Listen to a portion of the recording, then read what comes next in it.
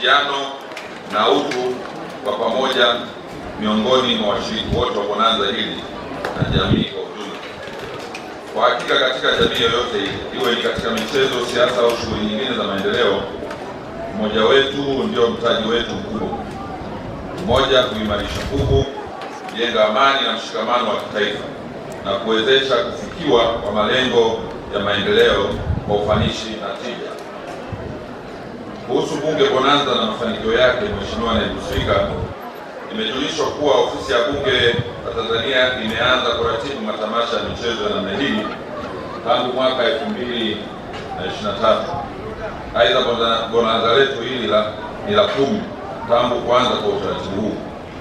Imejulishwa pia kuwa Ofisi ya Bunge imeanza kuratibu mashindano ya mbio za masafa marefu maarufu kwa jina la Bunge Marathon, ambapo hadi kufikia sasa jumla ya matamasha mawili ya Bunge Marathon yamefanyika na kwamba mashindano hayo yataendelea kufanyika kila baada ya mwaka mmoja.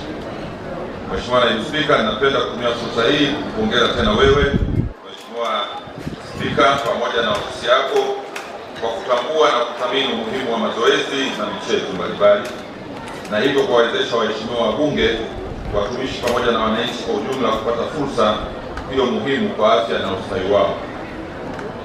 Kwa takwimu zilizopo kwa kipindi hiki kifupi cha kuanzia mwaka 23 hadi kufikia mwaka huu mwezi huu wa kwanza, ambapo ni takriban miezi 24, Ofisi ya Bunge la Tanzania imeratibu jumla ya matamasha makubwa ya michezo 12 ambayo ni jumla ya mabonanza 10 na mashindano ya mbio za masafa marefu Bunge Marathon mara 2. Mheshimiwa Naibu Spika, hali hii inamaanisha kuwa kwa wastani kila baada ya kipindi cha miezi miwili ofisi yako Mheshimiwa Spika huandaa tamasha moja kubwa na michezo kwa ajili ya waheshimiwa wabunge, watumishi na jamii ya Watanzania kwa ujumla. Kupitia matamasha haya yanayoandaliwa, waheshimiwa wabunge na watumishi na wananchi kupata fursa ya kuishughulisha miili yao mara kwa mara, hivyo kuongeza utimamu wa mwili, body fitness na uhimili. Aidha, mazoezi haya husaidia kuimarisha mifupa na misuli, kuondoa msongo wa mawazo, kuimarisha afya ya akili na kupunguza hatari ya kupata magonjwa yasiyoambukiza ikiwemo kisukari, shinikizo la damu na uzito uliopitiliza. Mheshimiwa Rais Dr. Samia Suluhu Hassan ambaye ndio mwanamichezo namba moja kwenye nchi yetu, tunamuunga mkono kwa kuhamasisha watu kushiriki michezo. Na sisi kama wawakilishi wa wabunge, tafsiri yake ni kwamba nchi nzima iko hapa, kutoka wilaya mbalimbali ziko hapa. Tunaamini mtabeba mabonanza haya mkafanye kwenye majimbo yenu ili aendelee kuleta tija kumuunga mkono Mheshimiwa Rais. Zanzibar.